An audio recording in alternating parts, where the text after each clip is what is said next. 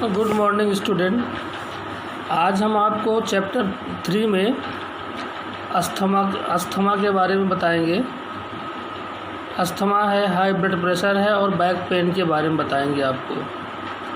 अभी तक आप लोगों ने ओबेसिटी और डायबिटीज़ के बारे में पढ़ा है और आज हम आपको अस्थमा के बारे में बताएंगे।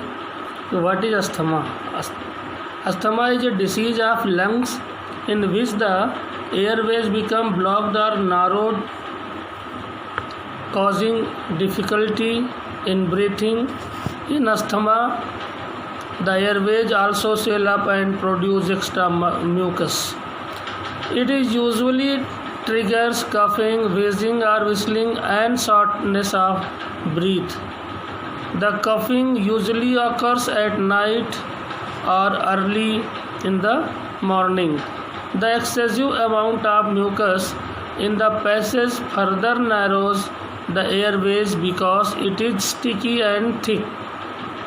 For some people, it can be a minor nuisance, whereas for others, it can be a major problem that can hinder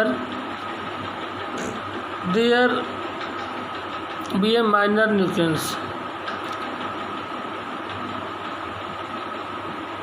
Asthma is such a disease that it cannot be cured or treated, but its symptoms can be controlled. Asthma can be allergic and non-allergic. Asthma may be due to genetic factor. There are substances be allergic that cause allergic like irritants in the air, including smoke from cigarettes, wood fires, strong fumes, sprays, perfumes, or scented soaps, etc. Respiratory system infections such as cold, flu, sore throat, and sinus infections, exercising in cold air,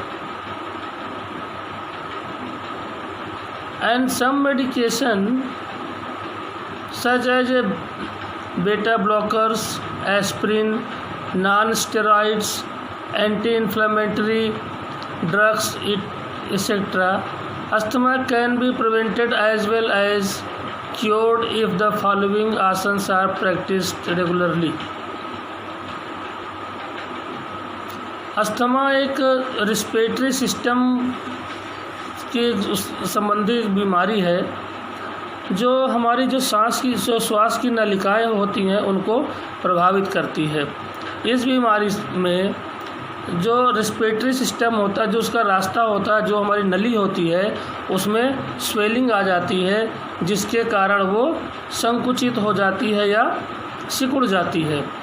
इसके फलस्वरूप जो patient होता है उसका सांस ले पाना बहुत मुश्किल हो जाता है और जो हमारा चेस्ट है उसमें इनको खिंचाव सा महसूस होता है तथा जो हमारी सांस है वो फूलने लगती है। कफ की जो तेज़ी है वो बढ़ने लगती है। उससे जो पेशेंट होता है बहुत ज़्यादा परेशान हो जाते हैं। ऐसे में एलर्जी और जो कफ निकलता है उसके कारण रोगी जो पेशेंट होता है उसकी मुश्किल बहुत ज़्यादा बढ़ जाती है। मॉडर्नाइजेशन के इस युग में, मॉडर्नाइजेशन की इस प्रक्रिया में इतना जो पोल्यूशन हो रहा है, पोल्यूशन के कारण अस्थमा के रोगियों की जो संख्या है वो बहुत ज़्यादा बढ़ रही है। और बहुत सारे कारण हैं जैसे सर्दी, फ्लू, साइनोसाइटिस, ETC। इन सब का जो इन्फेक्शन है, धूम्रपान की जो लत होती है लोगों के अंदर, एलर्जी तथा कुछ जेनेटिक प्रॉब्लम भी होती है जिनके कारण से अस्थमा हो सकता है। इसमें कई प्रकार के योगासन हैं जिनके माध्यम से हम इसको क्योर कर सकते हैं और इस पर काफ़ी हद तक हम सफल भी हो सकते हैं।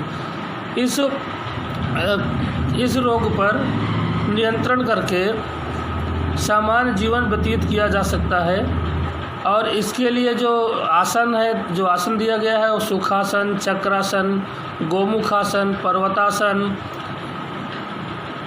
भुजंगासन, पश्चिमोत्तासन, मत्स्यासन आदि ऐसे आसन है जिनके अगर हम डेली इनका अभ्यास करें तो इस मर्ज में, इस रोग में हमको बहुत अच्छा परिणाम मिल सकता है, बहुत अच्छा रिजल्ट मिल सकता है। सुखासन से शरीर की रोग प्रतिरोधक क्षमता को बढ़ा देता है। इसी प्रकार जैसे चक्रासन है, चक्रासन करने से डायबिटीज़ में बहुत ज़्यादा फ़ायदा मिलता है और इसमें भी बहुत ज़्यादा, अस्थमा में भी बहुत ज़्यादा बेनिफिट मिलता है, क्योंकि इसके कारण हमारे जो श्वास संबंधी दिक्कतें हैं वो काफ़ी हद तक दूर हो जाती हैं। तो ये है अस्थमा।